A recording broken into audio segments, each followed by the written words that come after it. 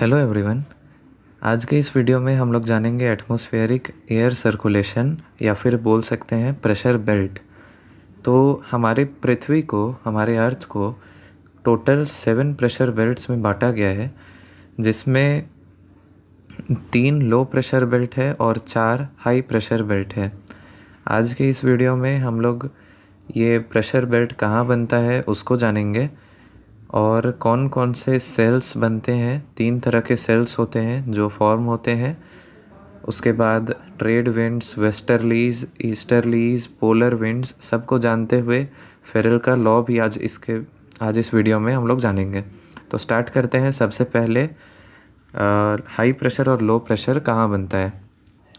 तो आप लोग देख सकते हैं, ये इस इमेज में बताया गया है हाई प्रेशर और लो प्रेशर कहाँ बनेगा। तो देखिए, इक्वेटर के पास यानी कि 0 डिग्री में हमारा हमेशा जब भी 0 डिग्री में होगा तब वहाँ पे लो प्रेशर बनेगा, क्योंकि वहाँ पे सन का डायरेक्ट रेडिएशन पड़ता है, जिसके कारण वो जगह जो है वो ज़्यादा वार्म हो जाता है और वार्म होने के कारण वो जो विंड्स है वो हवाएं ऊपर उठने लगती हैं, जिसके कारण वहाँ पे हवा रहती नहीं है, जिस कारण वहाँ पे लो प्रेशर बन जाता है। ठीक है, तो इक्वेटोरियल रीजन जो होता है वो लो प्रेशर का एरिया होता है।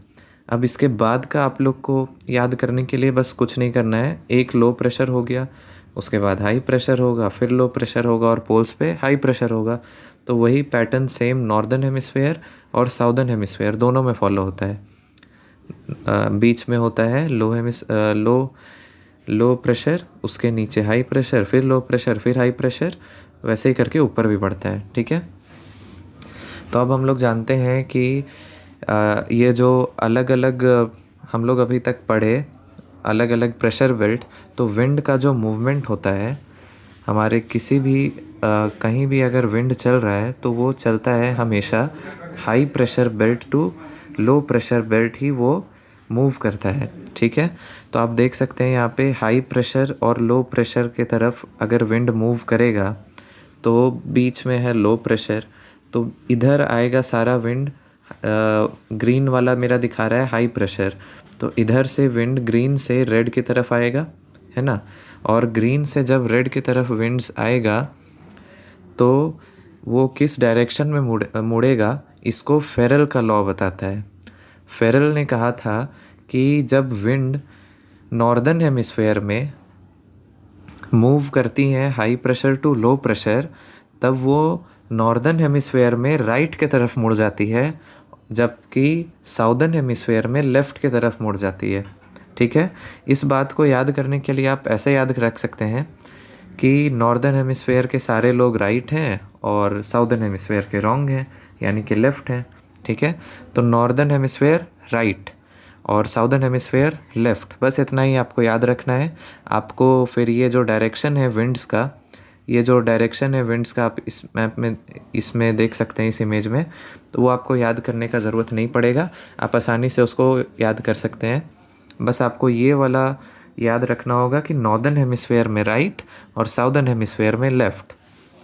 ठीक है, अब देखिए विंड का मूवमेंट होता है high pressure to low pressure. अब सबसे पहले क्या होता है कि जब wind high pressure to low pressure इधर मूव कर रही हैं, तो ये इक्वेटर के ऊपर नॉर्दर्न हेमिस्फेयर हो गया। आप अपने आप को इमेजिन कीजिए कि ये आपका मतलब आप उल्टे खड़े हैं इधर से। ठीक है, तो आपका जो राइट होगा वो हो जाएगा इस साइड, तो इसलिए विंड का जो डायरेक्शन है वो सीधा आने के बजाय इस साइड मुड़ा हुआ है। ठीक है, आप लोग ये देख सकते हैं, तो विंड का जो डायरेक्शन है वो इस साइड मुड़ा हुआ है। जबकि अगर आप खुद को इमेजिन करें कि आप इस साइड से खड़े हैं, है ना, तब विंड कहाँ से मुड़ेंगी, तब आपका लेफ़्ट साइड हो जाएगा, क्योंकि साउथ में मुड़ जाता है लेफ़्ट की तरफ, तो आपका लेफ़्ट हो जाएगा इस साइड, तो विंड्स मुड़ जाएंगी इस तरफ। ठीक है, तो ये आप समझ गए। अब इसी तरह से सारा ये जो पूरा बना हुआ है ये वाला, आपको इसी तरह से ये याद हो जाएगा कि नॉर्दर्न हेमिस्फेयर में राइट साइड मुड़ता है विंड और साउदर्न हेमिस्फेयर में लेफ़्ट साइड मुड़ता है। और इसको बताया किसने था, तो फेरल ने बताया था, और इसको फेरल का नियम कहते हैं। कि विंड्स जो हैं नॉर्दर्न हेमिस्फेयर में राइट साइड मुड़ती हैं और साउदर्न हेमिस्फेयर में लेफ़्ट साइड मुड़ती हैं, ठीक है। अब इसके बाद हम लोग समझते हैं कि अलग अलग लोगों ने, जैसे ये इक्वेटोरियल रीजन है, ये वाला इक्वेटर वाला 0 से 30 to 35 डिग्री नॉर्थ और साउथ वाला, तो यहाँ पे क्या होता है एक्चुअली, विंड्स राइज़ करती हैं और फिर फॉल करती हैं। क्योंकि राइज़ इसलिए करती हैं क्योंकि वार्म हो गई, और गर्म होने के बाद जब ऊपर उठी तो कुछ दूर जाने के बाद हम लोग जानते हैं ये नॉर्मल लैप्स रेट होता है कि हर 1 किलोमीटर ऊपर जाने पे 6.5 डिग्री सेल्सियस कम हो जाता है, ठीक है। तो जब 6.5 डिग्री सेल्सियस कम हो जाएगा तो विंड भारी हो जाएगा, और भारी विंड चाहेगा कि वो वापस नीचे आ जाए। तो इधर से विंड उठा, फिर इधर से नीचे आया, फिर गर्म हुआ, फिर उठा, तो एक साइकिल टाइप का बन जाता है। और इसी साइकिल को सबसे पहले इक्वेटोरियल रीजन में हेडले ने खोजा था, इसलिए इक्वेटोरियल रीजन में जो ये साइकिल मिलता है इसको हेडले सेल कहते हैं। इसके बाद ऊपर जो है टेम्परेट रीजन में, सब ट्रॉपिकल रीजन में, ये इधर भी एक साइकिल बनता है, और इस साइकिल को हम लोग फेरल साइकिल कहते हैं क्योंकि इसको फेरल ने खोजा था।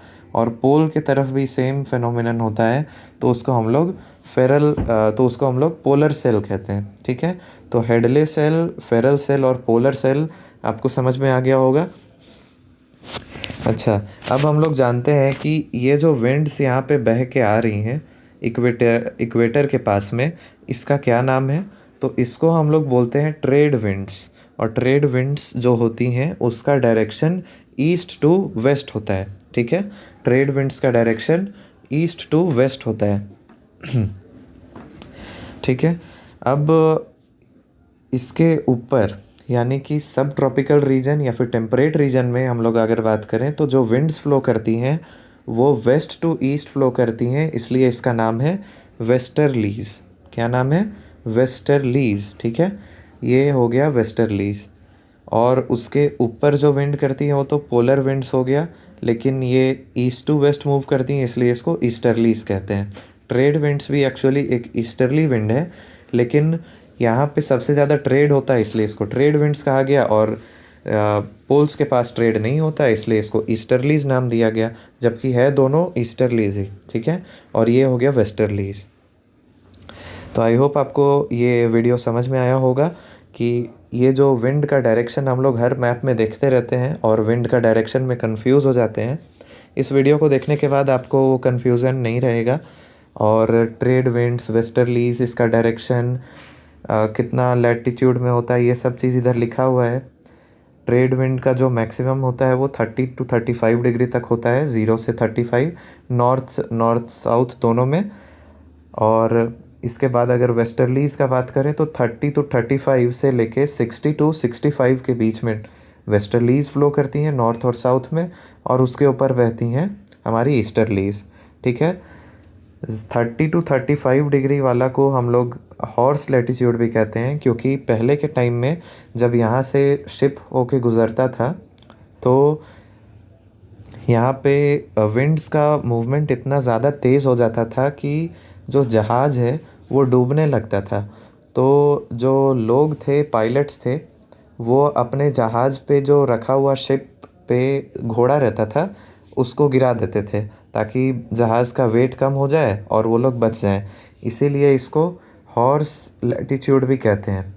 और ये जो इक्वेटर वाला रीजन है 0 डिग्री, इसको कहा जाता है 0 से 5 डिग्री नॉर्थ और साउथ को डोल्ड्रम की पेटी कहा जाता है। यहाँ पे जो विंड्स होती हैं वो काफ़ी काम होती हैं, मतलब यहाँ पे आपको एकदम शांत माहौल मिलेगा, मतलब विंड नहीं चलता है यहाँ पे, ठीक है।